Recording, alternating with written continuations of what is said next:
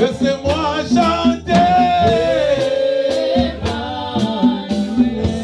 Alléluia. Il est Seigneur. Mekarababo shakarababa. Kerebro shakarababa. Réalisez la présence de Dieu, il est Seigneur. Yes.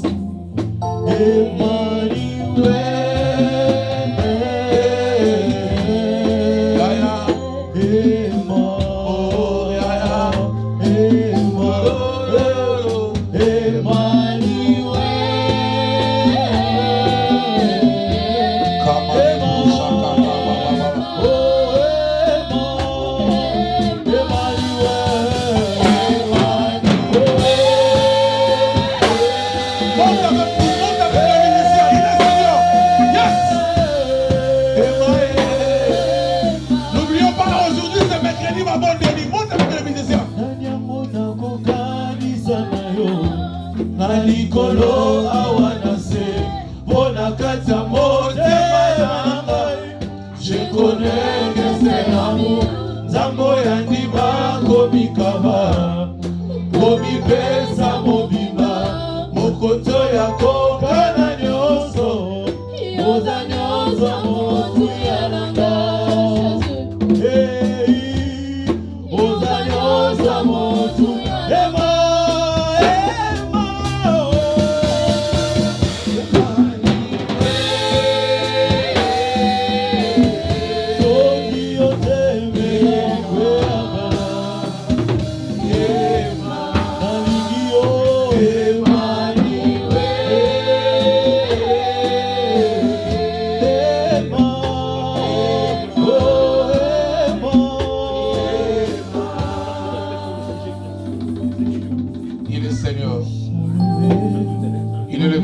Dieu. Est-ce que tu peux dire à Dieu de te parler? Explique ton problème à Dieu. Alléluia. Il est Seigneur. là-bas. Le véritable Dieu. La Bible dit, le Saint-Esprit te saisira et tu seras changé à un autre. Que le Saint-Esprit te touche ce soir au travers de l'homme de Dieu, au travers de la parole de Dieu, au travers de son instrument, afin que ta vie change.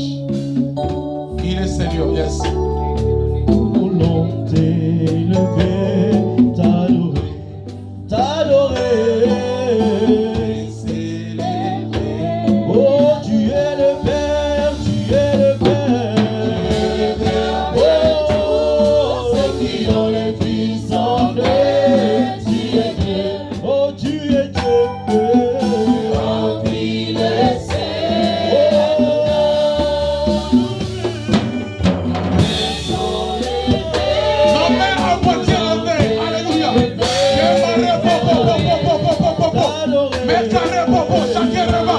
Alléluia, yes.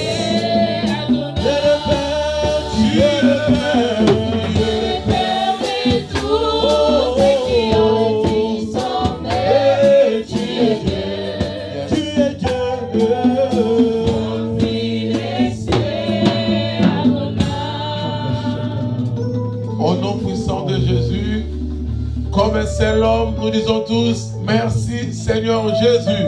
Merci Seigneur Jésus. Amen. Est-ce qu'on peut acclamer le roi des rois? Non, acclamons Jésus. Il est Seigneur. Acclamons Jésus. C'est lui qui t'a donné le souffle de la vie ce soir. Il s'appelle Jésus. Le ressuscité le troisième jour.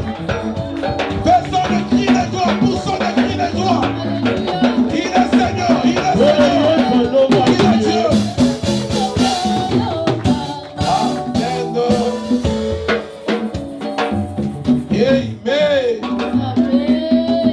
Est-ce que nous avons la joie?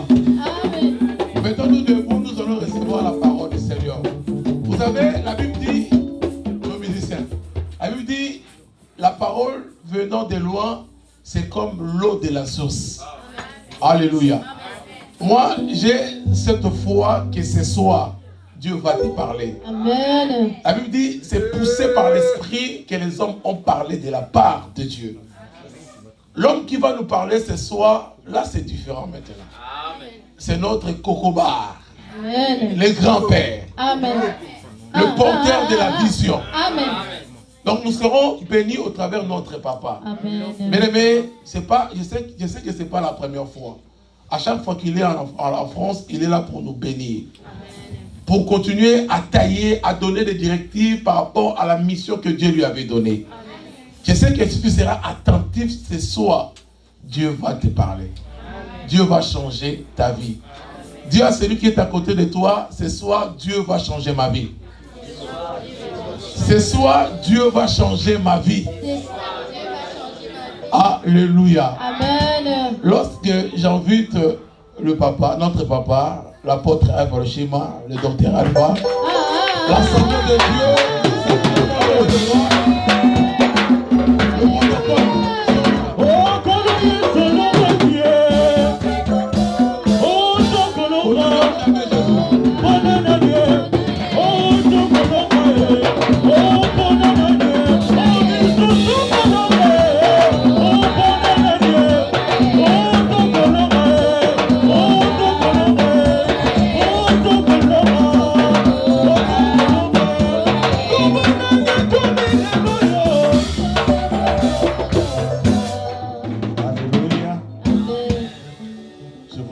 dans le nom glorieux de notre Seigneur Jésus-Christ. C'est pour moi un grand honneur que de me tenir ici devant vous pour vous parler de la part de Dieu. Je crois que ce ne sera pas seulement pour aujourd'hui, on aura aussi le temps, je ne sais pas. Ce n'est pas ce dimanche, l'autre dimanche, je serai avec vous ici. Amen. Et on va partager la parole de Dieu ensemble. Vous pouvez vous mettre.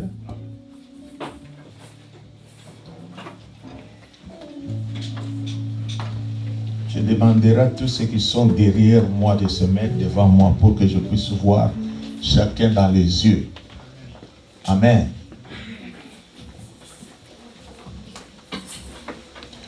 Nous sommes en train de passer des moments très difficiles actuellement.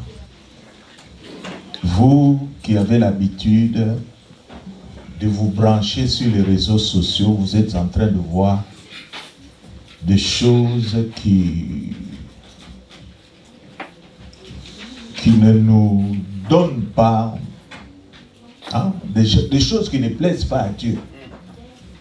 Nous voyons que l'Église est à la risée de tout le monde. J'ai suivi certains commentaires des musiciens du monde qui sont en train de parler de l'Église. Ils sont en train de stigmatiser l'hypocrisie de l'Église. Alors moi, ça m'a fait beaucoup de mal. Mais ça ne m'a pas fait vraiment mal, puisque je sais qu'il y a certaines choses qui nous arrivent, qui sont les signes du temps, qui sont en train de nous montrer exactement qu'il y a quelque chose qui est sur le point d'arriver. Nous voyons comment les serviteurs de Dieu ont été scandalisés. Je ne dirais pas scandalisés, puisque je peux dire que ce serviteur de Dieu, qu'est-ce qu'on a fait? On a montré ce qu'il faisait dans les ténèbres, on les a mis devant. Alors ça nous choque, nous qui marchons dans la crainte de Dieu. Mais je voudrais partager avec vous quelque chose de très très important que l'Église d'aujourd'hui doit savoir. Il y a de cela depuis 1906. C'était au moment où l'Église pentecôtiste, le pentecôtisme est entré dans ce monde par des serviteurs de Dieu des États-Unis à travers William Seymour. Vous savez que nous avons connu la Pentecôte. Et après un certain moment, la Pentecôte avait disparu de la surface de la terre. Les gens ne parlaient plus en langue. C'est pourquoi vous avez vu le catholicisme naître et beaucoup d'autres religions naître. Et c'est fini qu'à travers le monde, on ne parlait plus de manifestation du Saint-Esprit, on ne parlait plus de parler en langue. Les parler en langue avait disparu. Alors il fallait attendre l'année 1906 pour voir un noir américain, hein, qui était un élève de l'institut que dirigeait un certain Parham,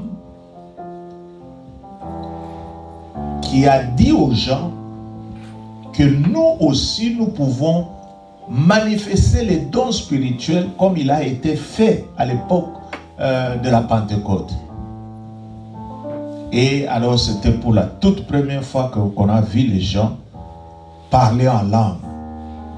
Et ce parler en langue a bouleversé le monde entier.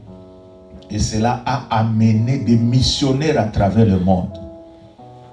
Et aujourd'hui, si vous voyez les langues que le pentecôtisme a fait à travers le monde, vous allez voir que c'était des gens qui étaient déjà touchés par ce mouvement.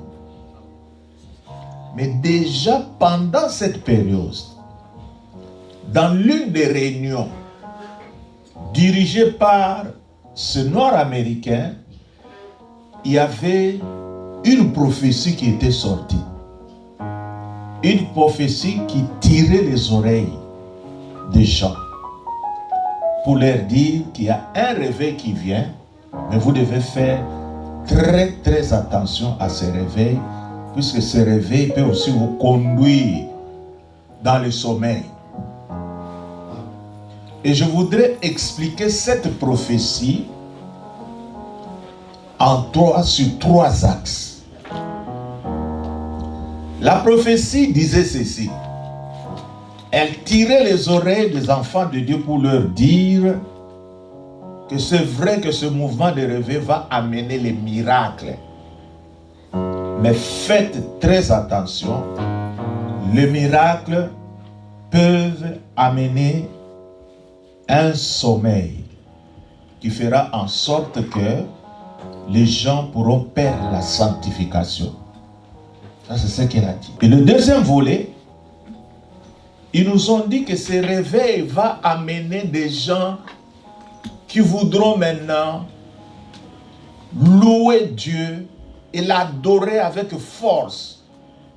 Vous verrez des jeunes gens avec une musique là très sophistiquée devant vous, avec des gens là, des chorégraphies devant. Mais vous devez faire très très attention, puisque cette louange, cette forme de louange là, peut absorber la vie des prières. Et le troisième niveau, c'était quoi? Le don du Saint-Esprit. Il y aura des gens qui vont manifester les dons du Saint-Esprit. Des gens qui vont prophétiser. Mais il faut faire très attention, puisque ces prophéties peuvent faire en sorte que la Seigneurie de Jésus-Christ soit absorbée. Alors moi, quand j'étais en train de penser sur ces trois volets de prophéties, je me suis dit, oh, effectivement, c'est ce qui se passe dans le monde aujourd'hui. Ce sont des prophéties de 1906. Et imaginez qu'aujourd'hui, nous sommes en train de vivre ce que ces gens-là avaient prophétisé pendant ce temps-là.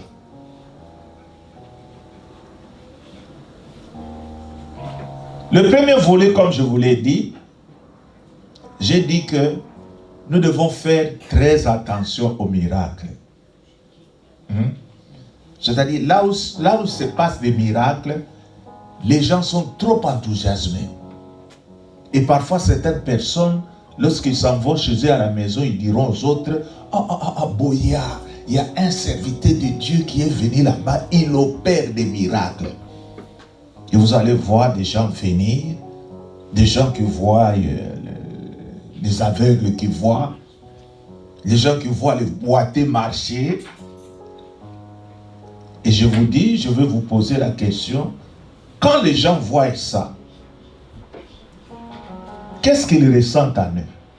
L'étonnement seulement. Mon boulanzambo a ça dansé. C'est-à-dire que ça n'a pas un impact direct sur les gens qui voient. Ah, je dois voir encore d'autres miracles ici. Et c'est ce qui nous pousse à dire que les miracles peuvent anéantir la croissance de la sanctification. C'est pourquoi vous allez voir qu'aujourd'hui, tous les serviteurs qui ont rangé dans leur programme un temps pour que les gens viennent témoigner, vous allez voir que dans ces églises-là, la sanctification n'est pas au zénith. Les gens sont là, ils voudraient entendre ce que les gens voient. Je ne dis pas, moi je ne suis pas contre les miracles. Moi je sais que les miracles sont très importants pour toucher la vie de ceux-là qui ne connaissent pas Jésus-Christ. Mais ces miracles peuvent être un grand danger pour le peuple de Dieu, qui seront là en train de proclamer. Oh. C'était terrible. Nous avons vu l'aveugle voir, il a marché, tout ça. Mais ça ne nous donne pas un background qui peut nous amener dans la vie de la sanctification. C'est pourquoi, à chaque instant qu'il y aura parmi nous un serviteur de Dieu qui fera des miracles, qu'après les miracles, qu'il ajoute encore un message pour ceux qui le suivent, qu'ils se sanctifient, qu'ils craignent Jésus, qu'ils marchent dans la foi. Nous voyons des grandes églises aujourd'hui, des méga churches, avec des milliers de gens. Mais lorsque vous êtes là à l'intérieur, vous allez voir que ces églises sont devenues des endroits où les amoureux viennent chercher des femmes. La crainte de Dieu n'existe pas, mais dans leur programme, vous allez voir des gens qui défilent l'un après l'autre. Alléluia, mes frères et sœurs, le Seigneur m'a touché. Le Seigneur a fait ça, ça, ça. Et pendant que j'étais là dans la toilette, j'ai fait sortir un lézard. Et voilà, j'ai pris la photo. Regardez, tout le monde là est là. Mes frères et sœurs, nous devons réveiller l'église. C'est-à-dire, dans l'église d'aujourd'hui, il y a eu des infiltrations.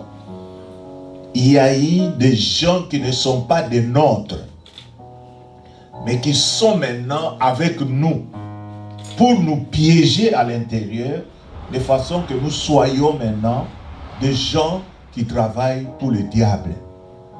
Je ne sais pas si c'est ici que j'avais donné ce témoignage.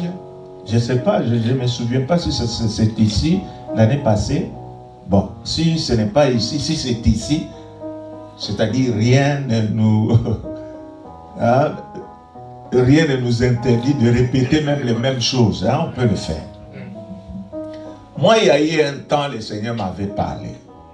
J'étais à Kinshasa, je ne sais pas. C'est à vous de voir si c'est un rêve ou si c'est un message que le Seigneur m'adressait directement. Nous étions invités au palais du peuple, tous les serviteurs de Dieu de la ville de Kinshasa. Nous sommes arrivés là-bas et le Seigneur m'avait mis sur le podium là qui est avant l'entrée. Ouais, je m'étais mis là devant. Ouais, je voyais comment les gens venaient. Nous avons vu les serviteurs de Dieu qui sont venus à bord de limousines. J'étais là en train de les voir. Celui-là avec sa limousine, celui-là habillé somptueusement, accompagné des hôtesses, des demoiselles qui tenaient sa Bible. Donc, il m'a montré toutes sortes, toutes formes de serviteurs de Dieu qui venaient. Alors tout le monde était propre à l'extrême. Et maintenant nous sommes entrés à l'intérieur de la salle. J'étais comme là où se trouve mon frère. Et on a amené un serviteur de Dieu, de ceux-là que j'ai vus. il y a quelqu'un qu'on a mis là à côté de moi. Bon, on était là, on est serviteur de Dieu, il n'y avait pas de problème. Alors, qu'est-ce qui s'est passé à un certain moment? Cet homme de Dieu là qu'on a mis à côté de moi, il a fait un signe. Et la fille là qui était comme... comment on appelle son hôtesse, il est venu, il s'est approché. Cette hôtesse a ouvert le sac. Il a fait sortir une bouteille de Johnny Walker. Vous connaissez Johnny? Ah, vous appelez ça Johnny Walker. Il a fait sortir un verre. Il a commencé à servir ses serviteurs de Dieu là, dans ces verres-là. Et puis il lui a donné. Moi, quand j'ai vu cette scène-là, j'étais fâché contre ce serviteur de Dieu là. Je commençais à lui dire, mais mon frère, il faut choisir des endroits pour boire cette boisson, mais pas ici, dans cette réunion des serviteurs de Dieu. Et ce serviteur de Dieu, lorsqu'il m'a regardé, il a commencé à rigoler. Il a rigolé aux éclats. Et enfin, pour me dire ceci. Yo Kanisarani, qu'est-ce que vous vous croyez, vous? Mais nous ne sommes pas des vôtres. Nous, on est venus seulement chez vous pour apprendre avec vous ce que vous apprenez dans des écoles théologiques, pour que nous puissions faire les mêmes choses que vous faites, mais non pas pour amener les âmes vers votre Dieu, mais pour amener les âmes vers le diable. C'est-à-dire, lorsque vous êtes en train de regarder les réseaux sociaux, vous allez voir que effectivement le Seigneur m'avait parlé. Puisque aujourd'hui, vous voyez les soi-disant serviteurs de Dieu qui s'autoproclament que nous sommes des prophètes de ceci, cela. Ce qu'ils sont en train de faire, ça ne représente rien qui prouve qu'ils sont des enfants de Dieu.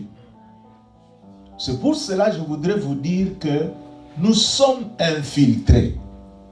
Ça, c'est la stratégie que le diable est en train d'opérer aujourd'hui. Vous allez voir des frères venir ici. Hein? Il est là, il s'assied, il est sérieux. Quand le pasteur dit quelque chose, il dit Amen. Mais réellement, ce qu'il est venu chercher ici, vous ne le savez pas. Et c'est pendant ce moment qu'il y a des infiltrations dans nos églises. Et je vais tirer les oreilles de nos sœurs. Hein? Je vous dis qu'il y a des infiltrés qui sont venus chercher des femmes dans l'église pour les amener dans le monde. Alors, nous ne devons pas voir seulement les miracles. Je vous dis que même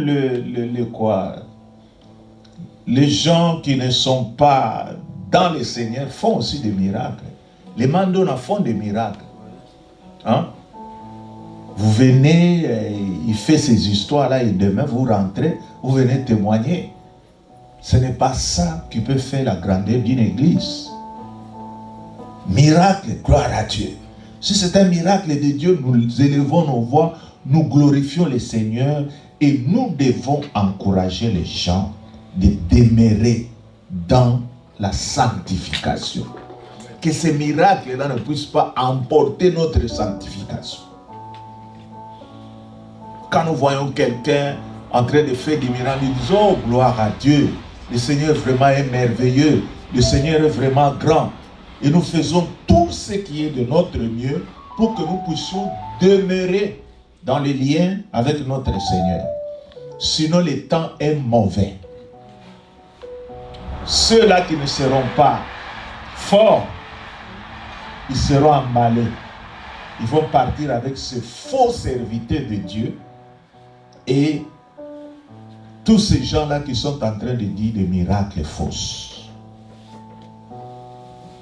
Lorsque nous lisons dans Luc chapitre 10, nous allons lire dans Luc chapitre 10, la Bible est en train de nous tirer des oreilles. Nous lisons les versets 17 au verset 20.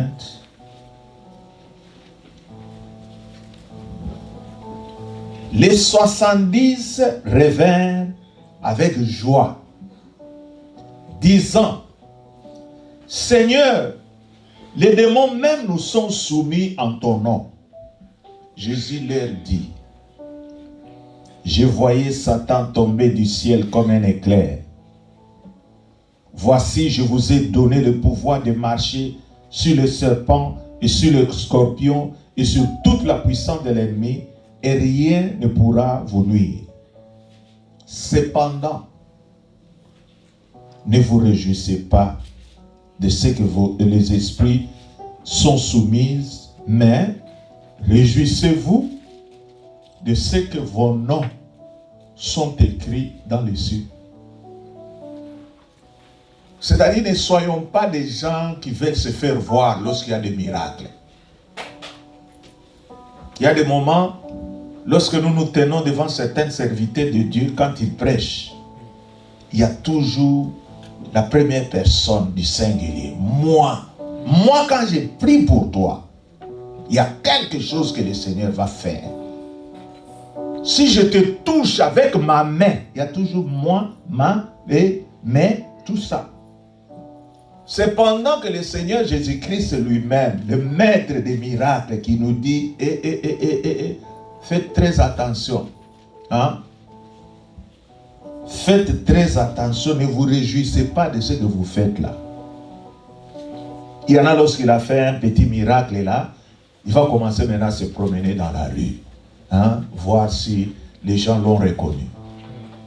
Et quand il y a les gens à côté qui disent, tu vois, le serviteur, quand il entend ça, il est là, il gonfle.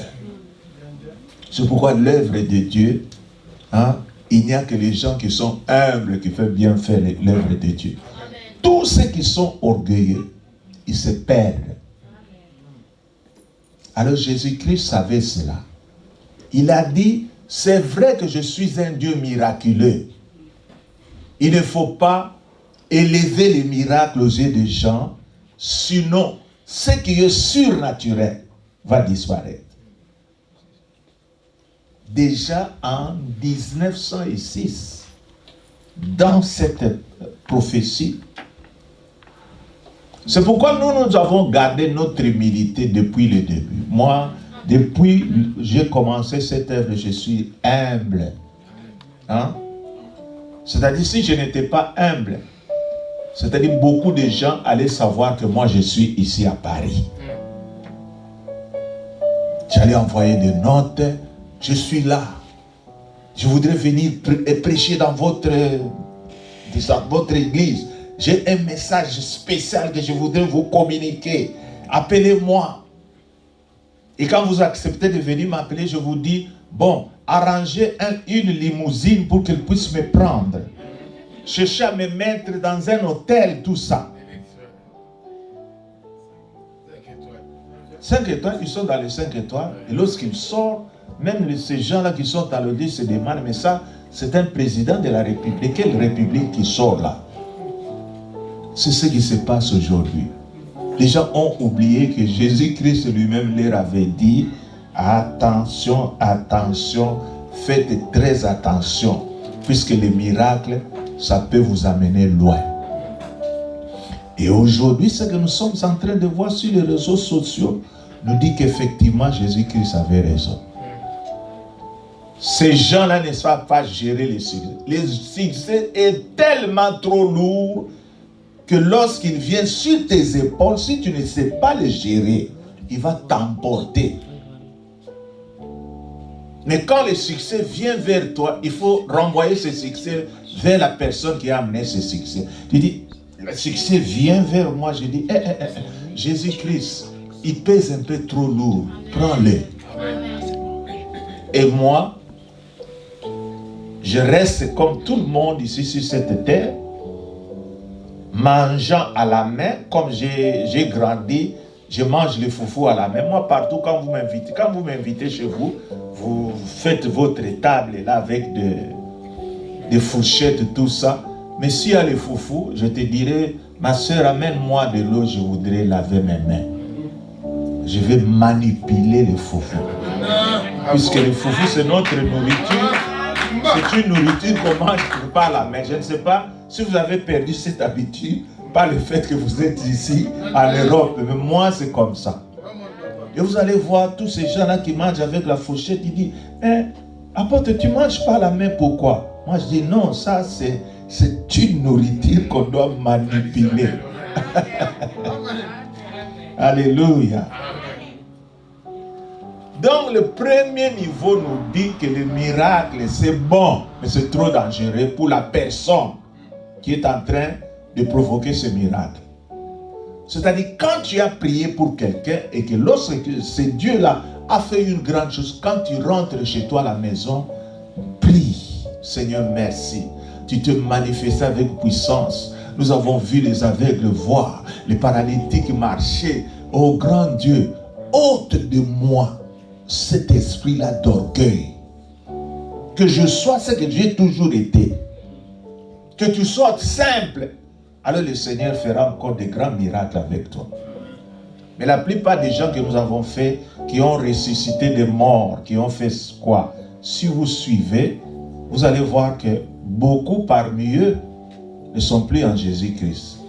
Certains ils ont fait leurs histoires, tout ça. C'est puisqu'ils n'ont pas su ce que le Seigneur voulait nous dire. Alléluia. Amen. Ça, c'est le premier niveau. Le deuxième niveau nous dit que la louange et l'adoration. Moi, j'aime les gens qui chantent. Mais moi, j'ai toujours été trop strict envers les musiciens. Hein? Les musiciens, il ne faut pas les voir comme... Ce sont des frères extraordinaires.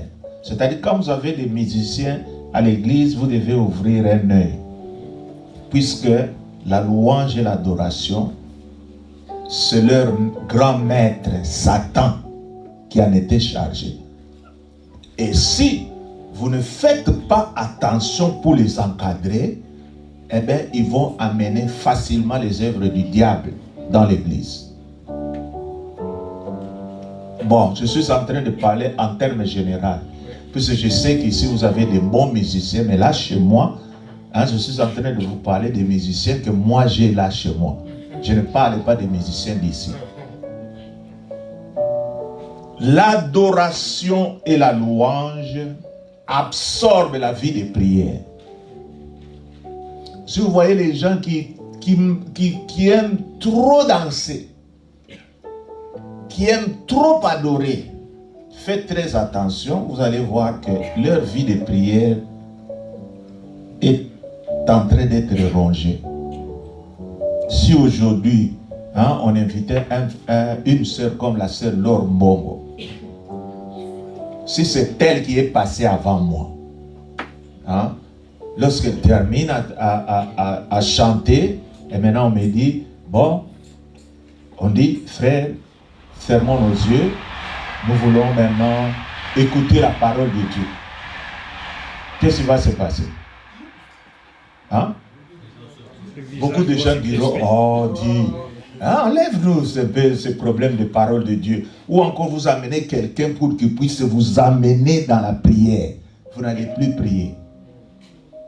Est-ce qu'adorer c'est mauvais? Est-ce que louer c'est mauvais? Mais nous devons faire très attention. Les musiciens même ils ont leurs choses là qu'ils sont en train de dire. Mais ça ne veut pas dire que si je me tiens debout et que je ne danse pas, toi tu ne connais pas mon intérieur. Tu ne connais pas ma relation avec Jésus. Ce n'est pas puisque nazo binate ni naza bongo na bongo. Non, tu te trompes. Il y a des gens là qui sont là debout Il a fermé seulement les yeux. Il ne danse pas.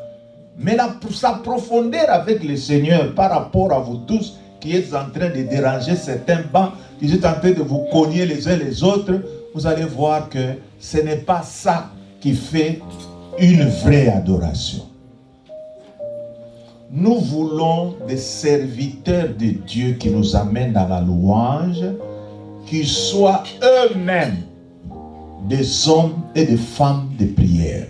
Amen.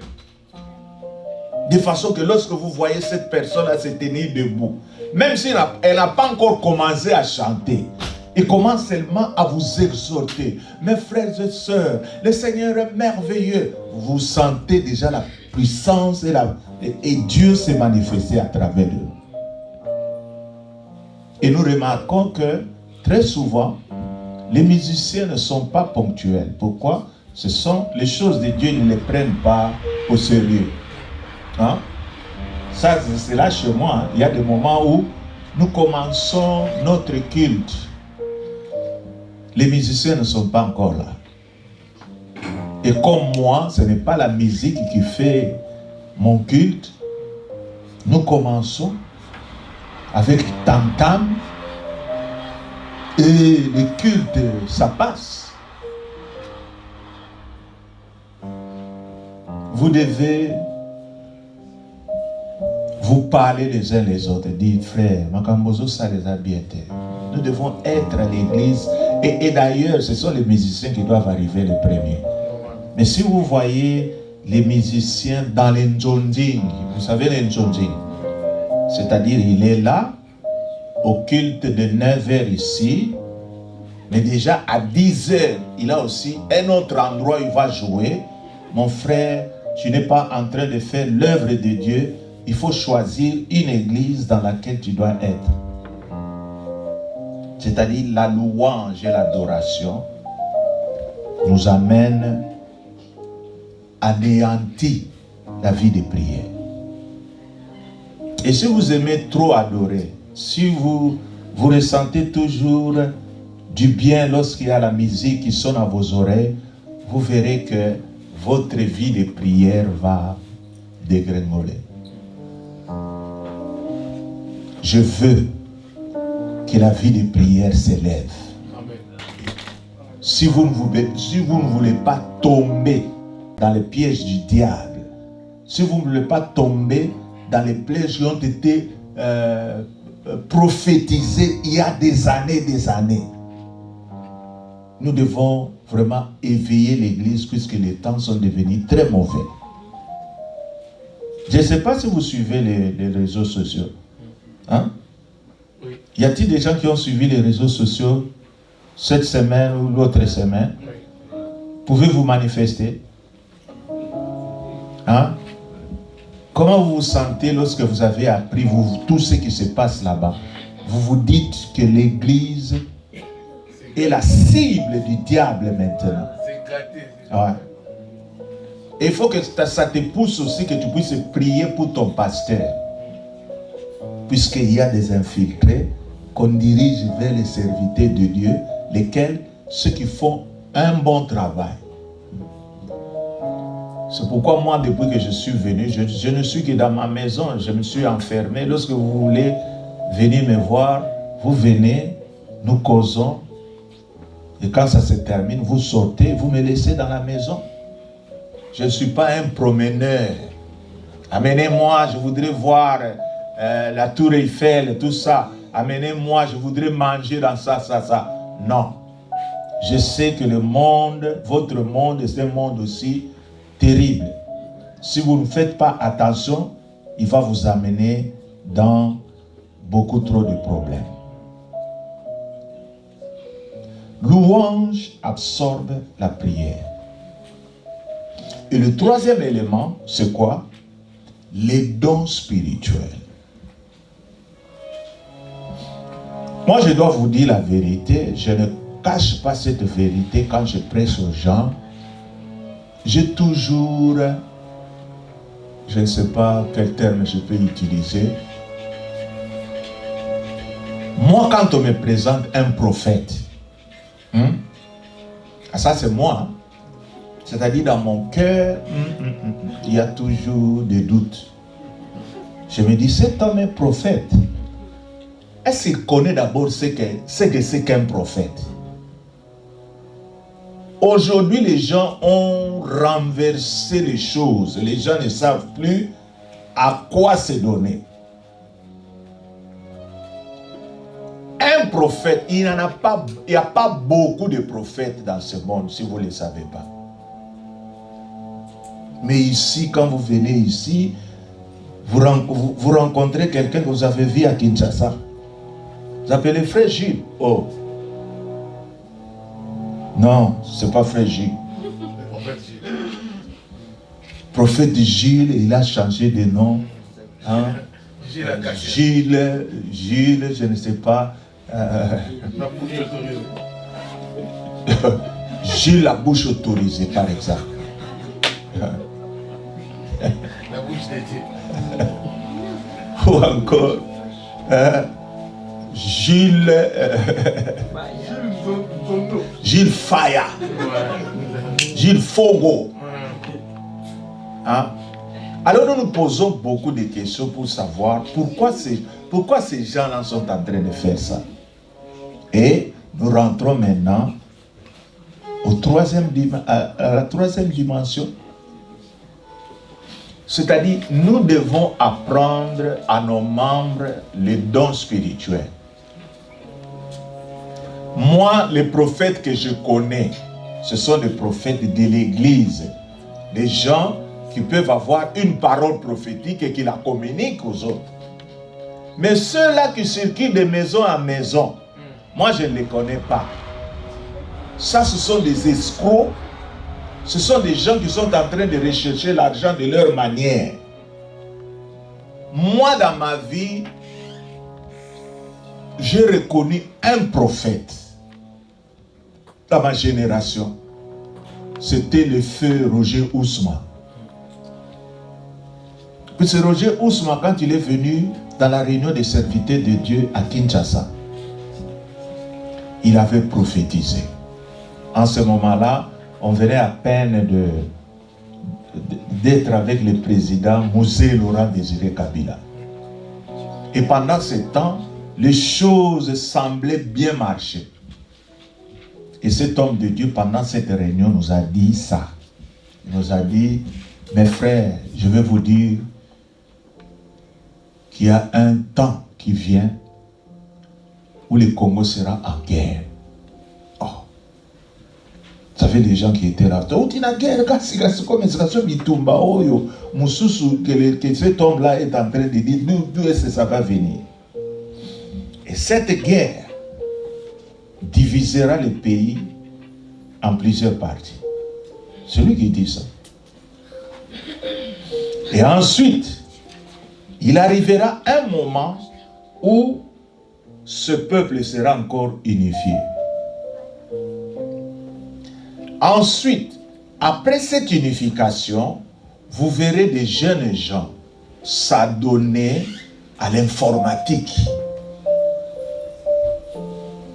Et lorsque ces jeunes gens se donneront à l'informatique, c'est en ce moment-là que vous verrez maintenant les inventions. Les Congolais commencent à inventer des choses. Moi, j'avais pris cette histoire-là un peu là comme ça. Ah, bon, ce sont les prophètes, hein. Ils disent ce qu'ils disent. Mais lorsque nous avons suivi cette prophétie-là, nous avons vu que cette prophétie avait suivi exactement ce que cet homme de Dieu a dit. Quelque temps après, nous avons appris que, pouf, les Rwandais ont pris l'est du Congo.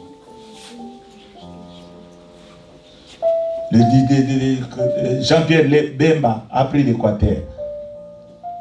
Ah, nous nous sommes dit, mais cet homme-là avait dit des choses vraies. Et quelques temps après, nous avons appris le problème de Sun City. Les gens sont rentrés à Sun City, ils se sont réconciliés. Mais ils se sont réconciliés. Mais cet homme de Dieu avait dit que ce pays sera dirigé par un système que le monde n'a jamais connu. Et c'est vrai. nous avons eu un président avec combien de vice-présidents? C'est pour la toute première fois dans une nation, selon ce que l'homme de Dieu a dit. Et quelques temps après, à Kinshasa, si vous circulez dans les cybercafés, vous allez voir des enfants, des petits enfants là. Quand ils sortent de l'école, ils ne vont pas directement dans leur maison, ils sont là devant les ordinateurs. Et aujourd'hui, ceux qui réparent, si ton appareil est bloqué, appelle l'un de tes enfants, un petit comme ça. Viens, regarde-moi un peu cet appareil. Il va manipuler comme ça. Papa, c'est fait. Oh, qu'est-ce que toi tu as fait? C'est-à-dire, ils ont cette intelligence-là qui commence à voir dans les formules qui sont sur l'ordinateur. N'est-ce pas? Aujourd'hui, vous avez vu pour la toute première fois une femme qui a mis le robot sur la route. Ça, c'est une dame du Congo. Il a mis un robot qui est en train de diriger la circulation. Robot. Et ce qui est encore fantastique est que cette sœur n'a pas seulement mis ses robots à Kinshasa, mais ces robots sont aussi en Côte d'Ivoire. Vous savez pourquoi? C'est puisque les formules sur lesquelles commencent les inventions, tout est stocké dans... Tout est stocké. C'est-à-dire, vous n'avez plus le temps d'aller rechercher les choses dès le début pour chercher les formules. Mais maintenant, les formules sont là. C'est-à-dire, vous commencez avec quelque chose que d'autres personnes ont déjà commencé. Et alors, tu peux... C'est-à-dire, aujourd'hui, inventer une voiture, ça ne pose pas beaucoup trop de problèmes. Puisqu'on sait déjà. Même quand vous apprenez, vous savez que lorsque vous mettez ça, quand c'est communiqué, vous faites ça, vous allez voir le moteur tourner. Nous voyons des petits enfants en train de faire des choses extraordinaires. Pourquoi? Cette parole-là a été dite par un serviteur de Dieu.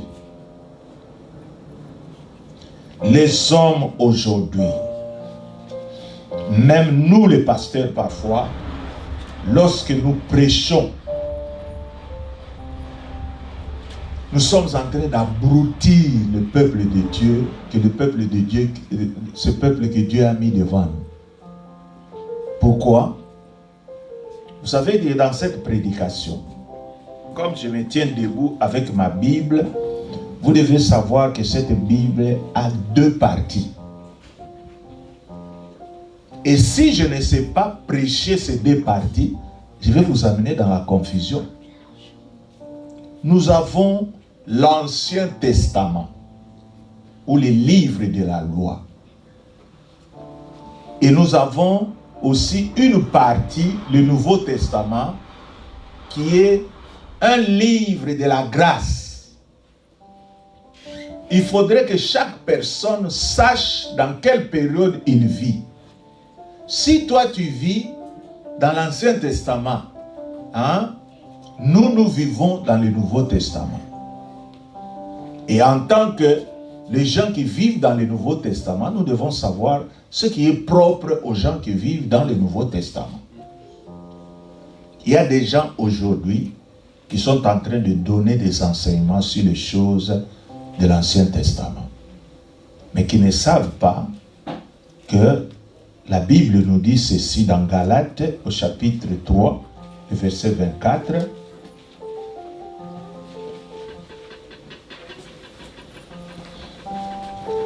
Ainsi, la loi a été comme un pédagogue pour nous conduire à Christ. Est-ce que vous comprenez ce qu'on nous dit? Afin que nous nous fussions justifiés par la foi. C'est-à-dire, si l'Ancien Testament a existé, c'est que l'Ancien Testament était comme un chemin qui nous menait à Jésus-Christ. Vous allez voir, même lorsque vous étudiez les tabernacles, vous étudiez beaucoup d'autres histoires de l'Ancien Testament, vous allez voir que ces histoires-là personnifient toujours Jésus-Christ. Et aujourd'hui, vous allez voir des grands thèmes de l'Ancien Testament. Hein? Aujourd'hui, nous avons un séminaire sur les sacerdoces. Hein? Les sacerdoces lévitiques et les sacerdoces de Jésus-Christ, ce n'est pas la même chose. Hein? Et vous n'avez pas le droit de connaître les sacerdoces lévitiques. Ceux qui doivent connaître les sacerdoces lévitiques, ce sont ces gens-là qui vous enseignent la parole de Dieu. Qui vous montrent que voilà, ceci a été fait dans l'Ancien Testament. Ça représentait pour nous dans le Nouveau Testament Jésus-Christ. Quand on dit que Jésus est l'agneau de Dieu, on est en train de partir de l'Ancien Testament. C'est dans l'Ancien Testament qu'on immolait les animaux et qu'on versait leur sang. Vous pouvez voir cela lorsque vous voyez les tabernacles, c'est-à-dire Jésus-Christ a été vu déjà dans les tabernacles afin que lorsque nous arriverons au temps de Jésus-Christ, que nous puissions comprendre ces choses-là sans beaucoup trop de confusion.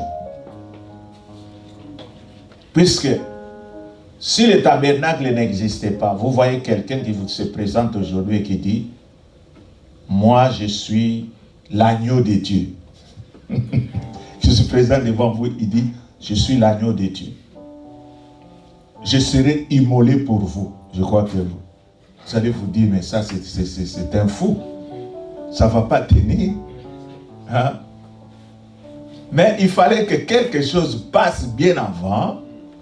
Et lorsque la chose s'est accomplie, en ce moment-là, quand Jean-Baptiste dira « Voici l'agneau de Dieu qui ôte les péchés du monde », les gens avaient déjà leur tête là qui pouvaient bien recevoir cette vérité. Mais si on est en train de mélanger le tout, hein, les gens vont prier à la manière de l'Ancien Testament. Les gens vont prophétiser à la manière de l'Ancien Testament. Et vous allez voir que beaucoup de choses ne vont pas bien marcher. Et lorsque nous lisons dans Hébreux 1:1, on nous dit, et ça c'est pourquoi moi, les prophètes d'aujourd'hui, ils ont des problèmes avec moi. Moi, il y a quelques prophètes que je peux comprendre, mais tous ces gens qui vous courent derrière les maisons, c'est dans un message naïo. Il ne faut pas vous occuper d'eux. Écoutez ce que la Bible dit dans Hébreux chapitre 1er, verset 1. Nous allons lire aussi à verset 2. On nous dit ceci. Après avoir, à plusieurs reprises et de plusieurs manières, parlé à nos pères par les prophètes, virgule. Hein? Les prophètes ont parlé à qui? À nos pères, n'est-ce pas? Dans l'Ancien Testament. Hein? Et maintenant on dit, Dieu, dans ces derniers temps, nous a parlé par le Fils. Est-ce que vous comprenez ça? Le diable, qu'est-ce qu'il fait? Il vous a ravi les Bibles. Vous n'achetez plus les Bibles. Aujourd'hui, les gens n'achètent plus les Bibles. Les gens ne lisent plus les Bibles. Surtout les femmes. Beaucoup de femmes ne lisent plus les Bibles. Ils ont leurs prophètes. Alors que les prophètes sont des gens de l'Ancien Testament. Pourquoi? Oui. Ils sont les gens de l'Ancien Testament. Pourquoi vous recourez aux prophètes aujourd'hui? Vous êtes en train de faire erreur. Les choses ont changé. C'est dans l'ancien temps que les souverains sacrificateurs entraient dans les lieux saints. Il était toujours seul. Mais lorsque nous arrivons dans Matthieu 27, le verset 50 à 51, les choses ont changé. Il y a eu quelque chose qui s'est passé. Cette chose qui dit que dans ces temps-là, les choses ont complètement changé. 50 à 51. La Bible nous dit ceci. Jésus poussa de nouveau un grand cri et rendit l'esprit. Et voici, le voile du temple se déchira en deux, depuis le haut jusqu'en bas. La terre trembla et les rochers se fendirent. Cette voile-là qui séparait le lieu très saint du lieu saint, Jésus-Christ l'a déjà déchiré. Et comme il a déchiré, celui qui veut être prophète de sa vie, ça ne le regarde que lui-même.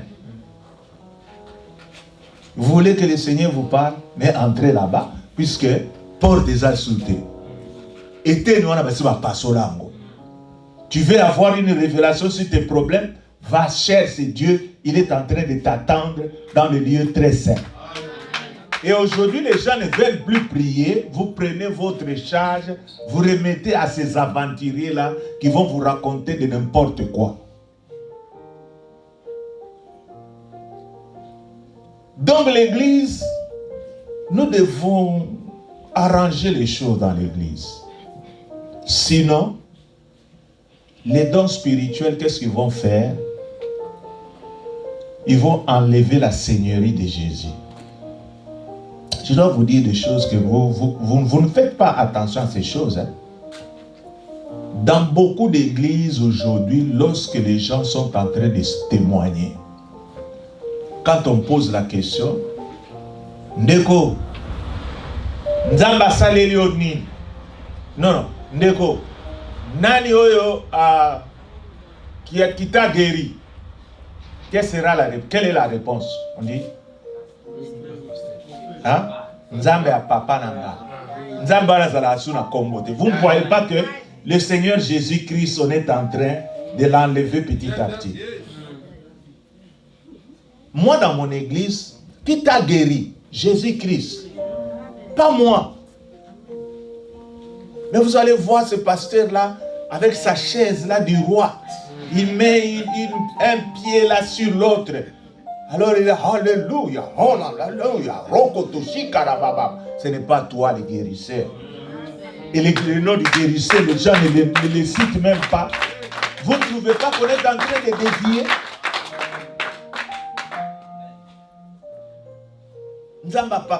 C'est comme si, comme j'étais dans une église, là, j'entendais quelqu'un dire, Nzamba Papa Nanga, j'ai senti en moi une voix qui voulait me forcer de dire, Nzamba Papa Nanga, Kombo Nani. Alors je me suis dit que je risque même de venir troubler l'église des autres ici. C'est Jésus qui fait tout. Quand nous venons ici, nous devons adorer Jésus. Nous devons les citer. Nous devons acclamer Jésus. Et voilà ces trois prophéties. Comment est-ce que nous les retrouvons dans le monde aujourd'hui? Peuple de Dieu, gardez-vous de tout ce qui se passe actuellement. C'est-à-dire, quand Jésus-Christ veut venir, le diable va essayer un peu de déranger les choses. Et aujourd'hui, beaucoup de serviteurs de Dieu sont en train de chercher de l'argent dans le monde occulte. Nous devons y aller lentement, avec nos petites cotisations. Et un jour, vous verrez qu'on a acheté un petit lopin de terre et qu'on a bâti, mais nous avons de l'argent pur. Il ne faut pas vouloir regarder les autres. Oh, Bango Salibo, ils ont acheté 2 parcelles. Ils sont en train de construire. Mon frère, ma soeur, je vous dis, ils ont eu cet argent-là comment? Vous savez qu'en République démocratique du Congo, il y a beaucoup de gens qui volent l'argent de l'État. Et ce sont leurs femmes, les femmes de ces voleurs-là, qui se retrouvent dans certaines églises. Imaginez, ils volent combien de millions. Et cette femme dira à son mari, tout comme tu as dit, tout que nous faisons en église comme ça, le Seigneur va nous... Ouais. Et vous allez voir ces femmes-là amener cet argent-là. Nous allons nous échapper à l'IGF. Et ces gens-là, lorsqu'ils vous construisent des grandes maisons, mais c'est tout à fait normal. Puisqu'ils ont beaucoup d'argent. Mais quel argent? Voilà. Point d'interrogation. Toi, avec tes 50 euros, tes ceci, des 100, hein, nous sommes en train d'y aller lentement, mais nous sommes dans le vrai et notre conscience sera toujours tranquille. Gardons toujours dans nos têtes Jésus-Christ, celui qui est mort, celui qui est ressuscité, et celui qui est à la droite du Père et qui intercède pour nous. C'est celui-là que moi je suis en train d'adorer. Pas un Jésus qui n'a pas de nom. Non.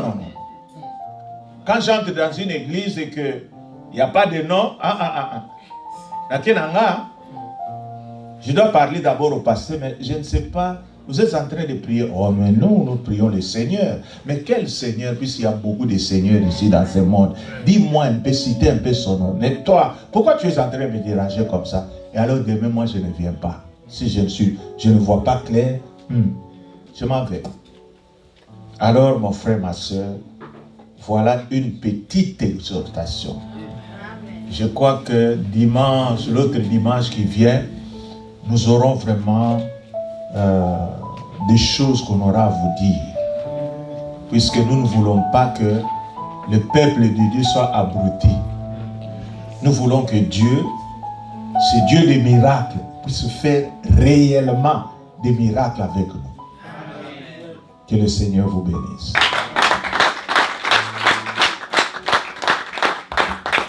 Acclamons le roi des rois. Fermons les yeux. Prie Dieu, prie pour la parole. Dieu t'a parlé. Je sais que tout et chacun de nous ici présents, Dieu nous a parlé. Demande à Dieu que tu puisses garder sa parole dans ton esprit, dans ton cœur. Au nom de Jésus. Prie aussi pour l'homme de Dieu qui nous a prêché dans ces lieux. Que le Seigneur lui arrose là où il a sorti la bénédiction venant de la part du Seigneur. Prions l'Éternel. Alléluia. Seigneur, au nom de Jésus, merci. Merci pour ta parole. Merci, notre Dieu, pour l'exhortation. Merci parce que tu nous as mis dans un bon chemin au nom de Jésus. Et la parole nous a bénis. Sois loué, sois béni. Au nom de Jésus-Christ. Tu es Seigneur. Tu es le roi des rois. Yes. Au nom de Jésus, nous avons ainsi prié. Amen. Alléluia. Acclamons le Seigneur.